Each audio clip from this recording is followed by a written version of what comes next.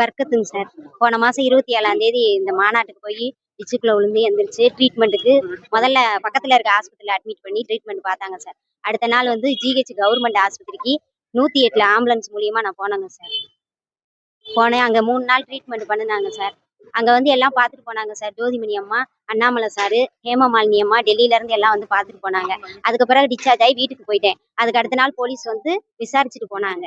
அதுக்கு அடுத்து வந்து கவர்மெண்ட் பணம் வரும்னு சொன்னாங்க. ஆனா எதுவுமே வரலைங்க சார் எங்களுக்கு. இதையோட 1 மாசம் ஆச்சு. யாருமே வந்து எங்களை பார்க்கவும் இல்லை, ஃபோன் பண்ணி எதுவும் கேட்கவும் இல்லை. விஏஓ காரங்களுக்கு நாங்கள் ஃபோன் பண்ணி கேட்டால் 2வது பேட்ச் உங்களுக்கு வருமா அப்படின்னாங்க. நாங்கள் உங்கள் லிஸ்டெல்லாம் உங்கள் இடத்துக்கு மணியாருக்கு அனுப்பியாச்சு அப்படின்னாங்க. மணியாருக்கு அனுப்பியாச்சுன்னு அங்கே போய் கேட்டால் மணியாரு உங்கள் பேர் இன்னும் வரவே இல்லை அப்படின்னு சொல்லிட்டாங்க சார். இன்னும் எனக்கு எந்த உதவியுமே இன்னும் கொண்டாந்து கொடுக்கலைங்க சார். 2 குழந்தைங்க இருக்காங்க எனக்கு. எந்த வேலைக்கும் போக முடியாம கஷ்டப்பட்டு இருக்கேன். யாருமே எதுவுமே பேசலைங்க சார். யாரும் வந்து என்னை பார்க்கவும் இல்லை. அவங்களும் யாரும் வந்து பார்க்கவும் இல்லை, ஒன்றும் தரவும் இல்லை. எதுவுமே சொல்லலைங்க சார். பார்த்துட்டு சொல்றேன்னு மட்டும் மனு வாங்கி வச்சுட்டாங்க.